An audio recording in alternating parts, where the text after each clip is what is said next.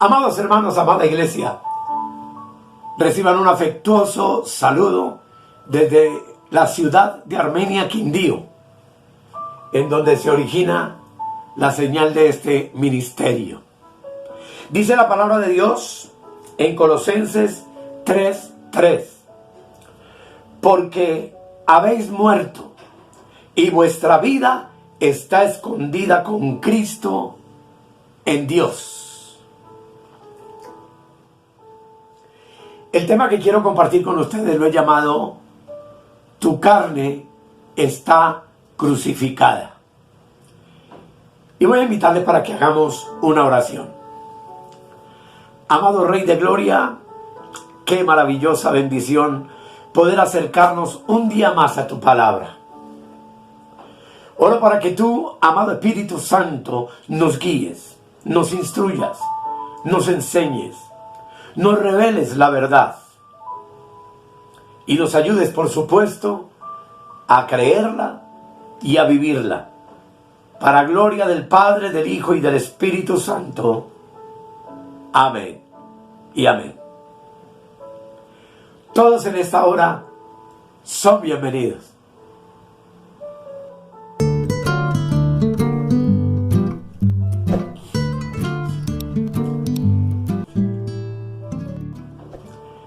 Como ya les dije, amados, el tema para esta hora es: tu carne está crucificada.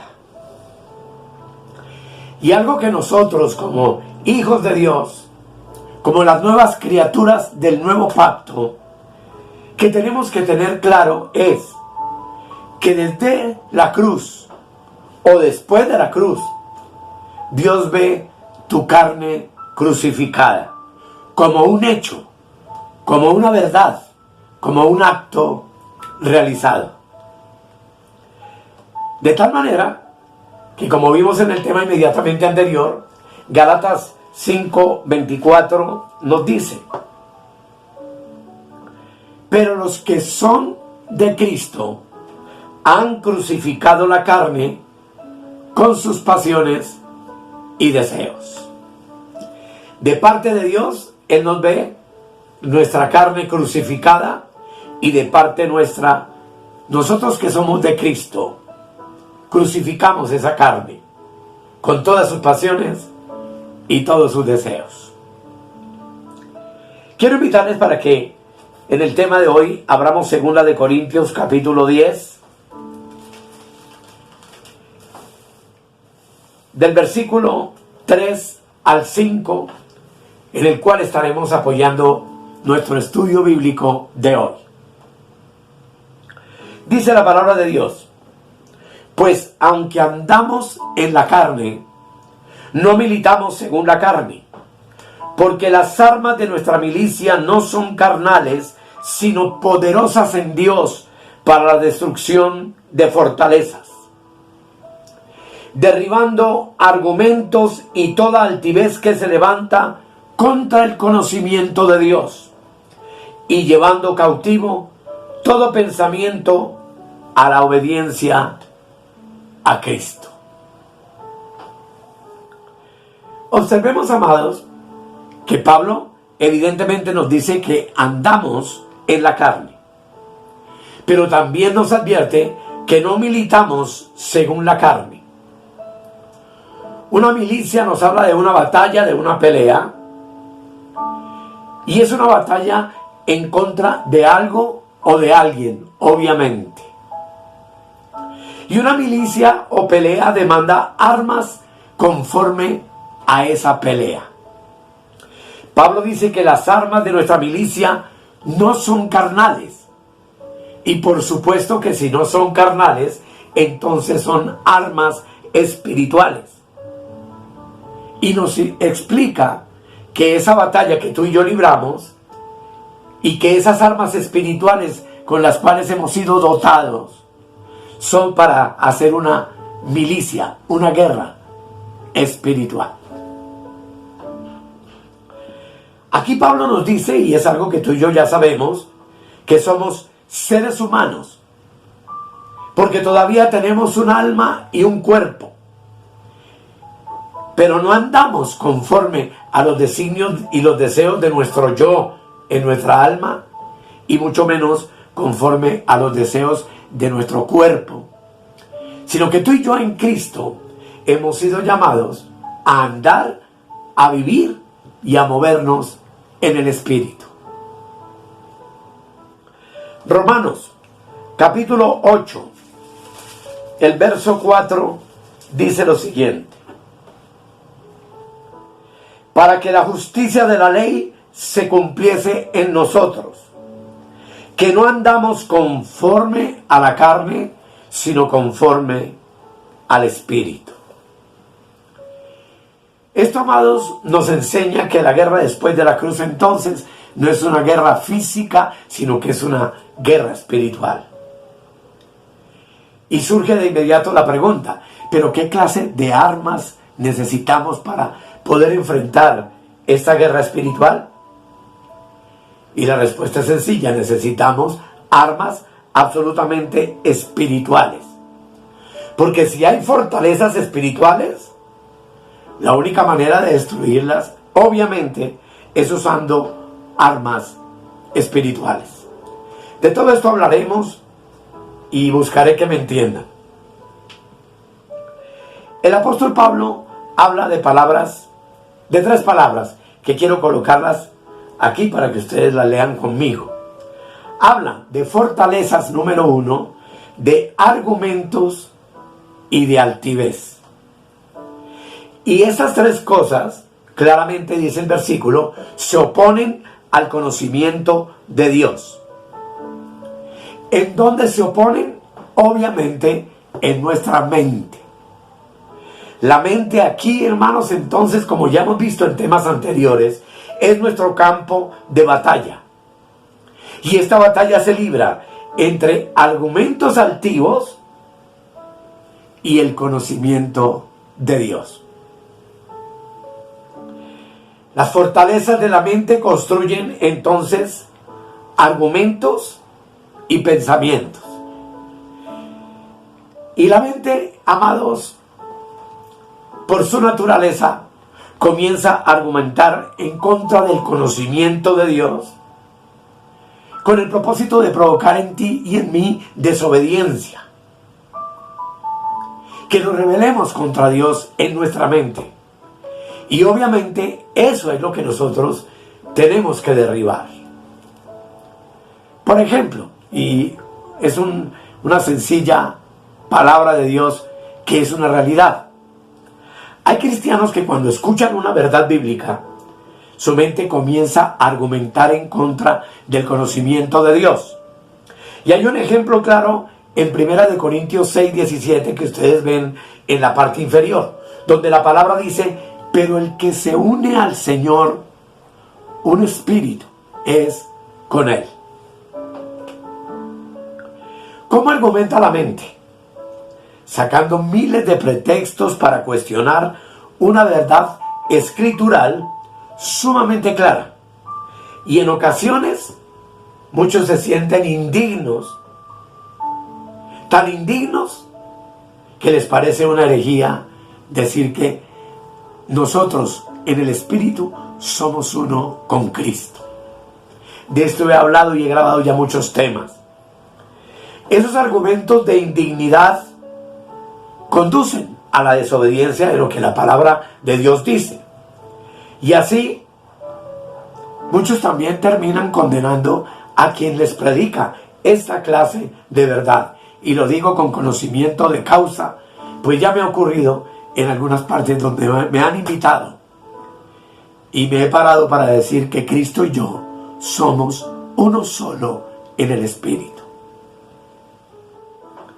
Entonces la mente levanta argumentos, pretextos, imaginaciones, fábulas, teorías, razonamientos, lógicas, especulaciones o pretensiones que obviamente se originan en la mente carnal.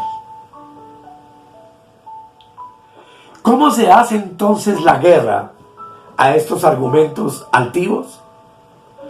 Usando armas espirituales. Esa guerra no la podemos librar en la carne. Hay un ejemplo maravilloso antes de la cruz, y de esto les hablaré en el futuro porque es sumamente importante, en Mateo 4:7, que usted y yo conocemos. Allí Jesús usó un arma espiritual contra los argumentos de su adversario. Jesús escuchó los argumentos, pero veamos lo que le dijo. Mateo 4, versículos 6 al 7. Y dijo: si eres hijo de Dios, le dijo Satanás, le dijo el adversario, el enemigo, échate abajo. Lo había llevado al pináculo del templo. Conocemos la lectura de ese pasaje. Porque escrito está: a sus ángeles mandará acerca de ti, y en sus manos te sostendrán, para que no tropieces con tu pie en piedra. Y el verso 7 dice: Jesús le dijo: escrito está también, no tentarás al Señor tu Dios. Aquí nuestro amado Señor nos enseña un argumento contra algo altivo, enfrentándolo con escrito está. En la boca de Jesús estaba siempre escrito está, lo que implica que con la palabra derribó los argumentos de su adversario. Con la palabra cautivó todo pensamiento e idea del diablo. Y esa guerra espiritual no es una batalla cósmica contra espíritus, sino una guerra contra argumentos altivos que se levantan en la mente. Tú tienes que introducir a tu mente armas espirituales, obviamente como la oración y la palabra, y entender de una vez por todas que todos esos argumentos, que todas esas fortalezas se fabrican en nuestra propia mente. Todos los argumentos de muerte, de pobreza, de miseria, de enfermedad, de oposición, de depresión, de angustia, de celo, de contiendas, de envidia, que son las obras de la carne, tenemos que cautivarlos o aprisionarlos, enfrentándolos con escrito está. Un argumento, amados, me parece un ejemplo claro, es como el lanzamiento de una bola de béisbol. Y la palabra es como el guante que tiene el jugador en su mano. Tú tienes que cautivar y atrapar esa bola con el guante de lo que dice la palabra. La palabra en tu mente tiene que ser un argumento superior al que tiene la mente caída, la mente que ha recibido ese tipo de argumentos y de pensamientos. Que hubo un accidente, que murió un familiar, que hubo una desgracia en nuestra casa. ¿Qué debes hacer? Entrar en guerra espiritual. ¿Cómo? Usando armas de la milicia espiritual con la cual Dios nos ha capacitado. En Efesios, capítulo 6, versículo 17, nos dice la palabra de Dios. Dice: y tomad el yelmo de la salvación y la espada del Espíritu, que es la palabra de Dios. Note que ante las circunstancias, ante la adversidad, ante ese mal pensamiento, ante esos argumentos y altivez, tú y yo no nos podemos quedar quietos. Tú y yo necesitamos y debemos tomar algo. Primero se nos habla del yelmo de la salvación en este texto. Y el yelmo, en la figura que Pablo utiliza, en la parte de una armadura antigua, correspondía al casco que se colocaba el guerrero en su cabeza. Protegía no solamente la cabeza, sino también el rostro.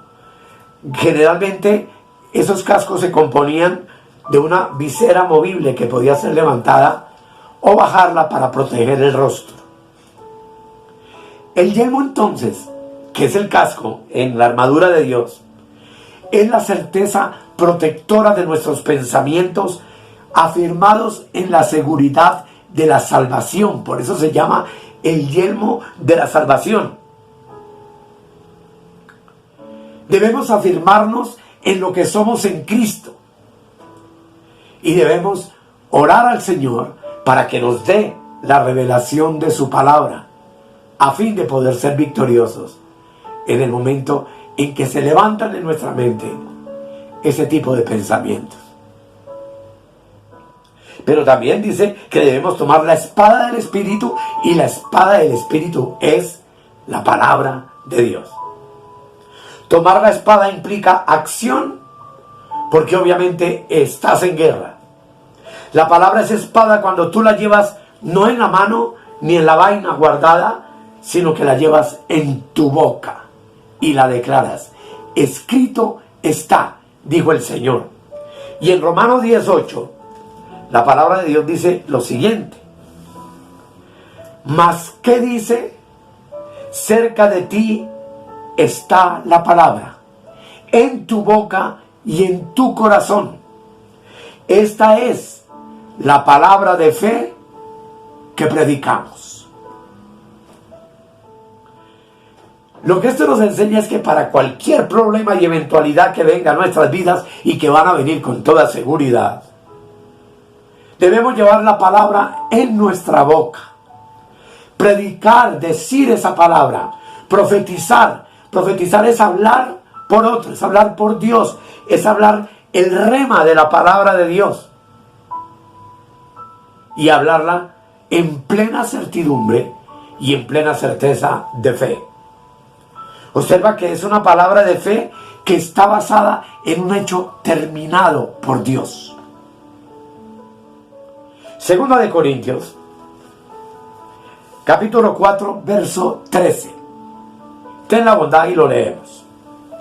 Dice: pero teniendo el mismo espíritu de fe, conforme a lo que está escrito, creí, por lo cual hablé.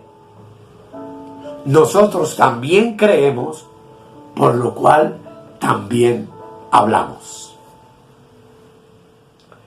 La palabra de fe en tu boca y en mi boca nos lleva a reinar en vida. Esa palabra nos saca de la muerte, nos libra de los estados depresivos que muchas veces vienen a nuestra vida, y de esos sentimientos que se despiertan cuando estamos pasando por momentos difíciles en la vida. Dios se vale de todos esos problemas y los utilizará para ver qué es lo que sale de nuestra boca. Para ver si lo que sale de nuestra boca es la palabra de fe. Lamentablemente muchas veces Dios oye de nuestra boca palabras de maldición, de ira, de quejas, de incredulidad, de lamentos. Y obviamente así ninguno de nosotros puede reinar en vida, paz, gozo y libertad. ¿Cuál es el propósito de Dios para nuestras vidas? Si estás pasando por pruebas, mi amado hermano, hermana, empieza a orar la palabra de fe. Toma esa espada y corta la situación que se esté presentando, hablándole, como dijo el Señor, a ese monte de problema, de dificultad, para que se quite de ahí. Tomar y usar la palabra del Espíritu, obviamente entonces, implica acción de nuestra parte. Es así entonces como, revisando de nuevo el libro de los Efesios, el capítulo 6, del 11 al 18, que conocemos y que hemos leído muchas veces, allí se nos ordena. Vamos a leer el versículo 11. Dice: vestíos de toda la armadura de Dios. Eso es un mandamiento. para que podáis estar firmes contra las acechanzas del diablo. Porque no tenemos lucha contra sangre y carne, sino contra principados, contra potestades, contra los gobernadores de las tinieblas de este siglo, contra huestes espirituales de maldad en las regiones celestes, en las regiones superiores del ser humano. Ya hablé de esto en otro tema, pero el trasfondo histórico de los Efesios más claramente lo encontramos en el libro de los Hechos, capítulo 19, versículo 19.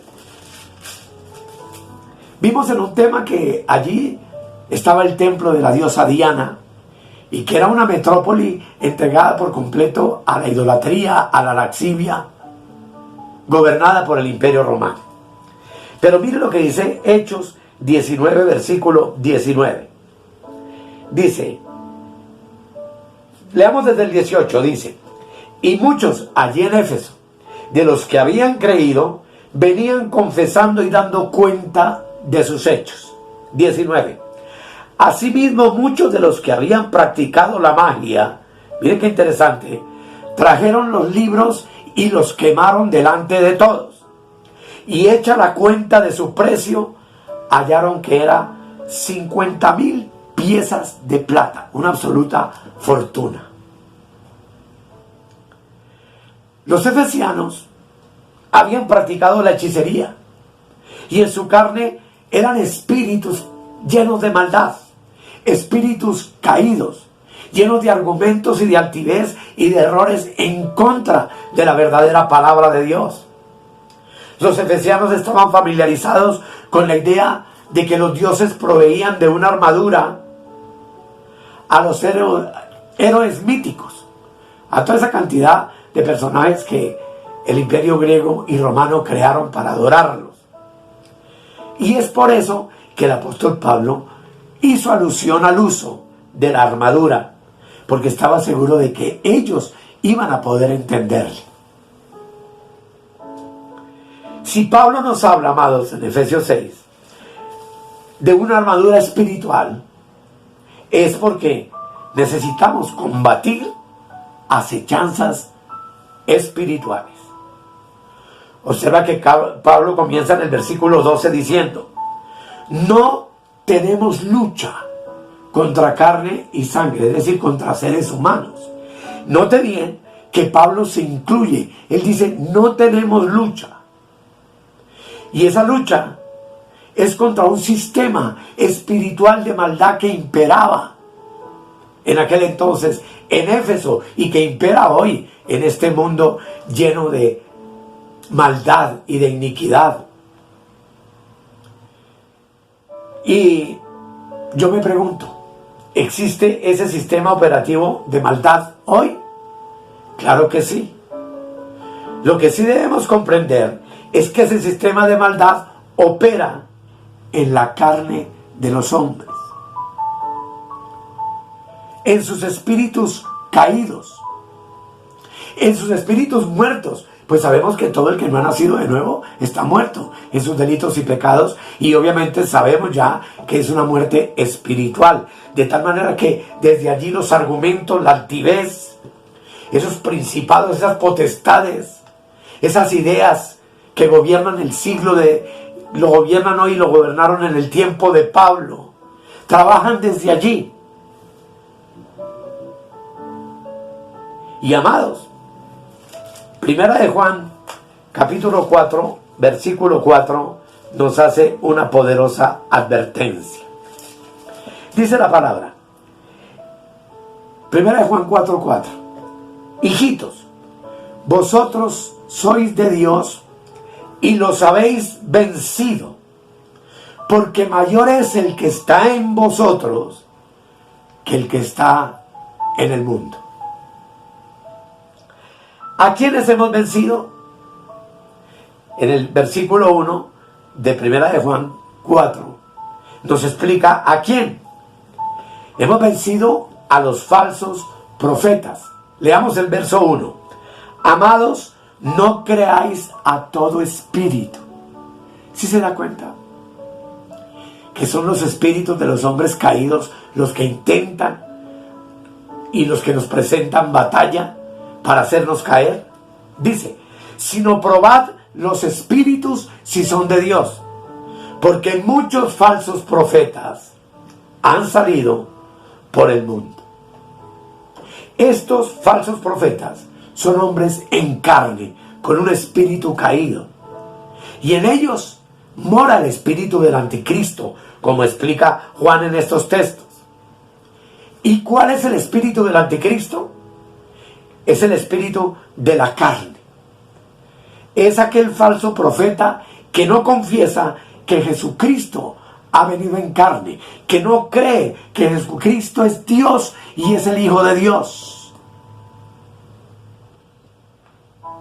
Y primera de Juan 2:20 dice, pero vosotros tenéis la unción del Santo y conocéis todas las cosas. ¡Qué privilegio, amados! Extraordinario el que tú y yo tenemos. Nosotros hemos vencido a esos falsos profetas, porque mayor es la unción del Santo que habita en nosotros. Y en nosotros no solamente habita el Espíritu Santo, sino que habita el Santo de los Santos, Jesucristo. Habita el Padre, la Trinidad perfecta, habita en nosotros. Y ellos son más poderosos que el espíritu del anticristo que está en el mundo. Este espíritu trabaja a través de la carne de los falsos profetas. Por eso es tan importante discernir espíritus, para escuchar que lo que nos están diciendo sea absolutamente bíblico y sea una verdad revelada por Dios al predicador o al profeta, para no incurrir en el engaño. Hay dos detalles importantes en el contexto de Efesios 6, 10 y 18. Vale la pena volver, 6, 10 y 18. El primero es que la carta a los Efesios, como la escrita a los Colosenses, y eso tengámoslo claro, fue escrita por Pablo cuando él estaba en prisión en Roma en el año 64 después de Cristo. Es así entonces, como en Efesios 6:12, el apóstol dice, porque no tenemos lucha contra sangre y carne, sino contra principados, potestades, gobernadores de las tinieblas, huestes espirituales de maldad en las regiones celestes, en las regiones superiores del ser humano. Porque lo superior es lo espiritual y lo inferior es la carne, como ya vimos también en otro tema. Y en Colosenses 2:15 dice la palabra de Dios, y despojando a los principados y a las potestades, los exhibió públicamente, triunfando sobre ellos en la cruz. Claramente entendemos que quien efectuó esa lucha y salió vencedor fue nuestro Señor Jesucristo, con su muerte en la cruz. El segundo detalle en que debemos ubicarlo es en lo que Pablo dijo en Colosenses 2:15. Y lo que dice, hermano, es que Cristo despojó a los principados y a las potestades. Los exhibió públicamente y triunfó sobre ellos en la cruz.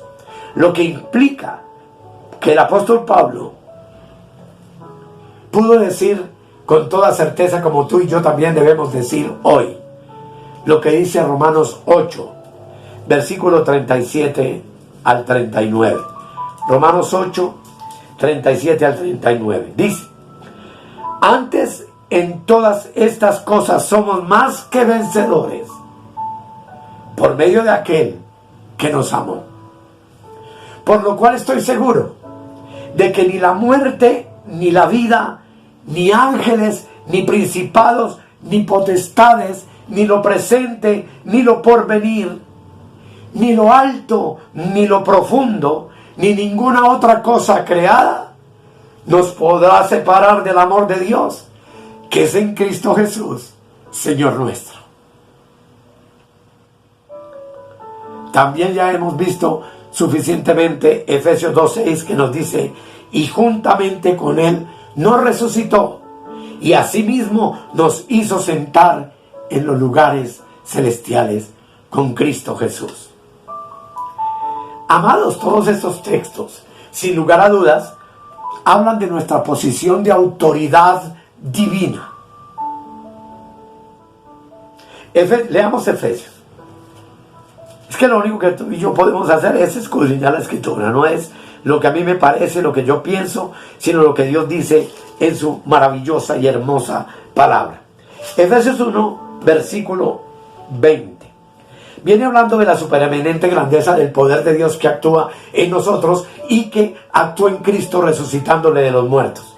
Y el verso 20 dice: la cual operó en Cristo resucitándole de los muertos y sentándole a su diestra en los lugares celestiales. Mire, tú y yo estamos sentados con Cristo en lugares celestiales. Y el verso 21 nos aclara todo este asunto. Dice: sobre todo principado y autoridad y poder y señorío, y sobre todo nombre que se nombra no solo en este siglo, sino también en el venidero. Y agrega: y sometió todas las cosas bajo sus pies, bajo nuestros pies, porque nosotros estamos sentados con Cristo y somos uno con el Señor en el Espíritu. Y lo dio por cabeza sobre todas las cosas a la iglesia. Esto quiere decir entonces que la iglesia, que tú y yo que somos la iglesia, estamos juntamente con Cristo sentados en lugares celestiales.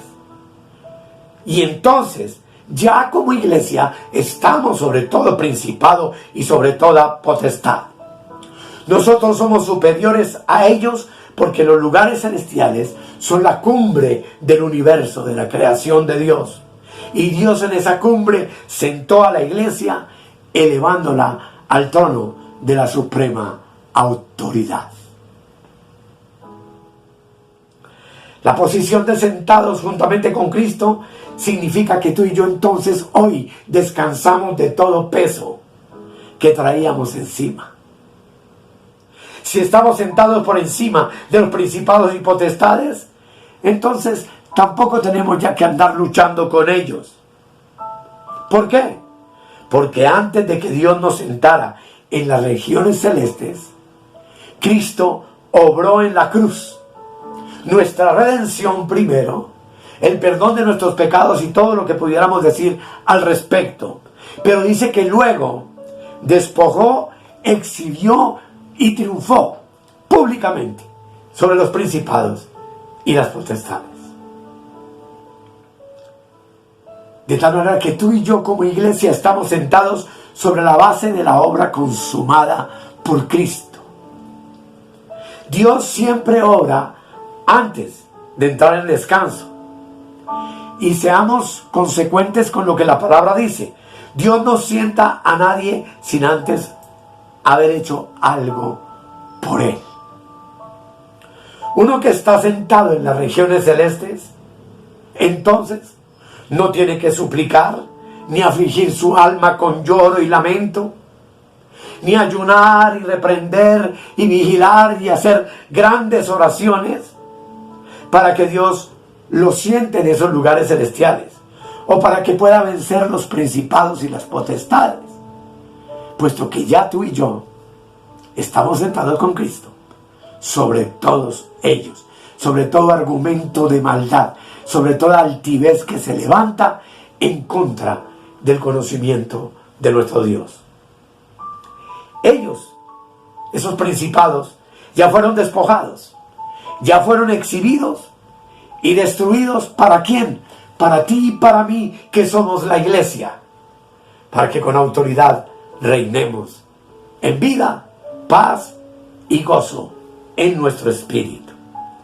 El que está sentado con Cristo no procura estar haciendo cosas, sino descansando y confesando y creyendo la obra consumada de lo que Dios en Cristo logró para nosotros con su muerte en la cruz. Debemos descansar, amados, en lo que ya hizo Cristo por nosotros en la cruz, por nosotros, que somos su iglesia. Tú debes descansar en que Él ya descansó, ya exhibió, ya despojó y ya triunfó sobre todos ellos con su muerte en la cruz. Así que entonces, amados, la guerra espiritual en gracia es un asunto de mantenernos firmes, confesando y creyendo lo que Dios ya hizo para nosotros en Cristo. Más que estar luchando con espíritus invisibles en los aires y cosas que nosotros ni siquiera vemos. Para esta lucha espiritual contra la carne, es que tú y yo entonces debemos vestirnos de toda la armadura de Dios. Esa armadura es para que estemos firmes contra las acechanzas del diablo, del pecado, de los argumentos mentirosos, de los falsos profetas y de todas las enseñanzas que hoy proliferan sobre la tierra como falsa doctrina.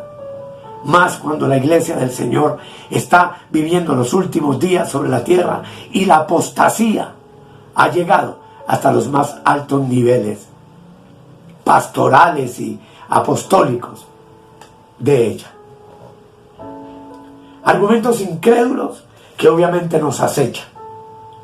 Y tu mente es el campo donde vienen a meterse esas acechanzas, esos argumentos, esa altivez. La palabra acechanza, como ven en la parte inferior, es del griego metodeia y significa una insidia o argumento de astucia y de engaño. Toda la armadura de Dios es para que estemos firmes entonces contra todos los argumentos engañosos que se producen en nuestra mente o que otros de afuera vienen y nos quieren inculcar en nuestro entendimiento. ¿De dónde te salen los argumentos engañosos? Salen de tu corazón y del mío. Ya conocemos Mateo 15, 19, que dice que porque del corazón salen los malos pensamientos, los homicidios, los adulterios, las fornicaciones, los hurtos, los falsos testimonios, las blasfemias. ¿Y qué necesitamos entonces para derribar esos argumentos engañosos? Necesitamos vestirnos con toda la armadura de Dios. Una armadura de Dios que es completamente espiritual. La verdad es un arma espiritual. La justicia del Evangelio de la paz, la fe, la salvación, la palabra de Dios y la oración son nuestra armadura y protección contra todas las acechanzas del maligno. ¿De dónde sacó Pablo esta analogía de la armadura? Cuando estuvo preso en Roma. Y mire usted el consejo que él nos da en Romanos 13, 14. Léelo conmigo. Dice: vestíos del Señor Jesucristo y no proveáis para los deseos de la carne. La armadura de Dios es la verdad, y la verdad es Jesucristo.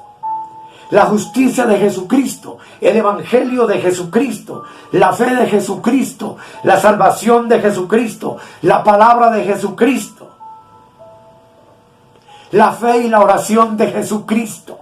De eso tú y yo debemos estar vestidos para blindar nuestra mente. Puedo sin lugar a equivocarme decirles, amados, que la armadura es Jesucristo y que tú y yo debemos estar vestidos de Jesucristo. ¿Y para qué nos sirve la armadura de Jesucristo? Para que no proveyamos para los deseos de la carne.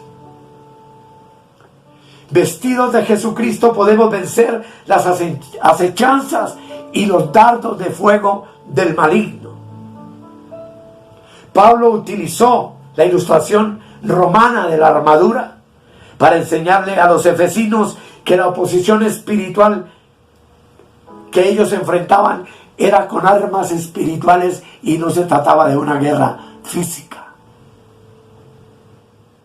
Si usted mira bien en el versículo 1, vamos a encontrar en Efesios 6 la razón por la cual el apóstol habla de esta batalla. Esto es muy importante que lo tengamos en cuenta, mis amados hermanos. Efesios 6, 1, mire. Dice: hijos, obedeced en el Señor a vuestros padres, porque esto es justo. En el verso 5 dice: siervos, obedeced a vuestros amos terrenales con temor y temblor, con sencillez de vuestro corazón, como a Cristo. En el 6 dice: no sirviendo al ojo como a los que quieren agradar a los hombres, sino como siervos de Cristo, de corazón haciendo la voluntad de Dios. Pero mire usted que dice también: vosotros padres, no provoquéis a ira a vuestros hijos, sino créanlos en la disciplina y amonestación del Señor. Aquí encontramos entonces que había problemas entre los padres y los hijos, y entre los patrones y los trabajadores en la época.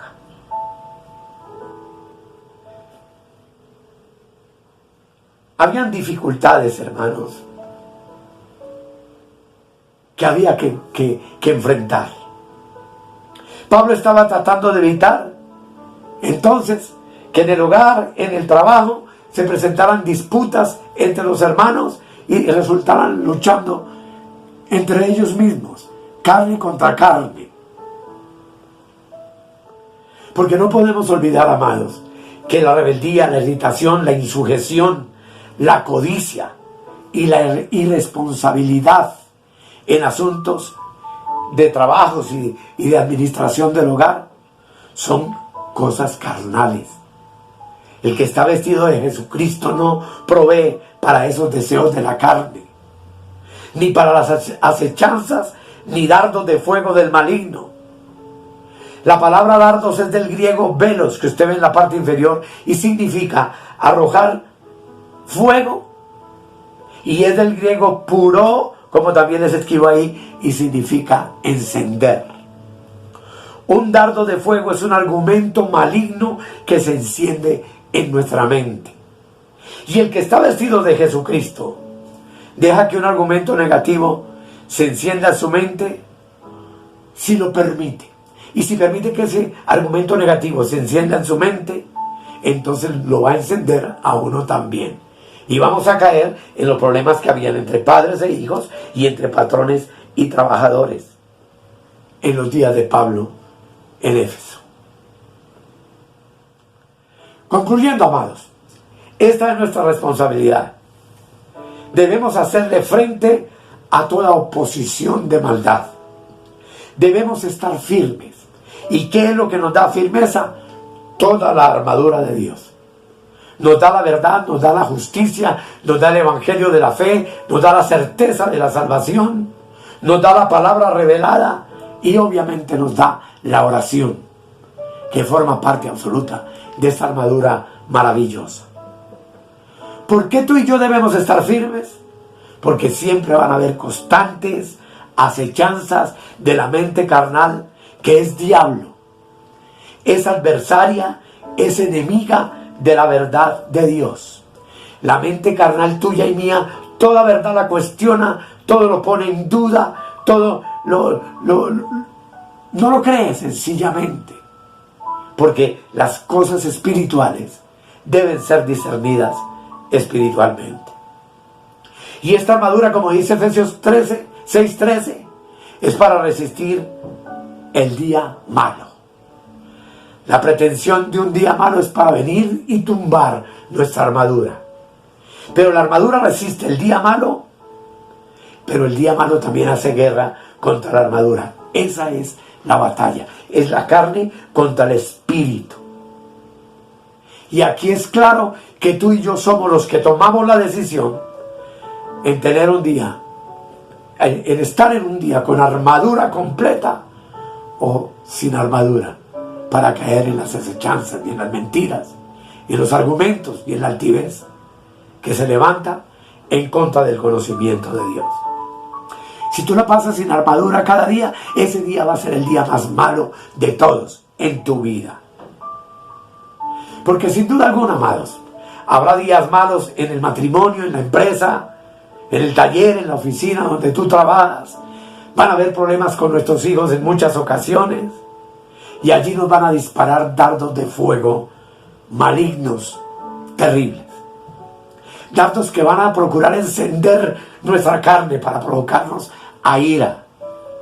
Pero es precisamente allí donde tú y yo necesitamos levantarnos en fe, con el escudo de la fe, para apagar todo dardo de fuego que viene de afuera a nuestras vidas. El escudo de la fe está hecho y forjado con la palabra de Dios. La palabra nos da revelación para que tú con esa fe y esa revelación apagues todo dardo de fuego del maligno. ¿Y qué debemos hacer en el día malo? Obviamente, mis amados, estar firmes. La carne tuya, entonces, para concluir hoy, es la que contiende y es la que busca debilitar nuestra fe. La carne habla conforme a lo que ve y conforme a lo que oye. La mirada de la carne está puesta en el mundo y en las circunstancias que nos rodean, en las circunstancias que vivimos. ¿Qué mira la carne? Tu situación económica, tu enfermedad, el hogar. ¿Qué mira? También mira la economía, y a veces somos afligidos tremendamente económicamente. ¿A fin de qué? De que nuestra fe se debilite, de que nos sorprenda un día malo con la fe debilitada. Y hay dos cosas, y con eso termino, en Hebreos 6:10, que necesitamos para enfrentar el día malo. Dice la Escritura: a fin de que no os hagáis perezosos, sino imitadores de aquellos que por la fe y la paciencia heredaron las promesas. Las dos cosas que tú y yo necesitamos para el día malo son fe y paciencia. Las promesas de Dios se heredan únicamente por medio de la fe y por medio de la paciencia.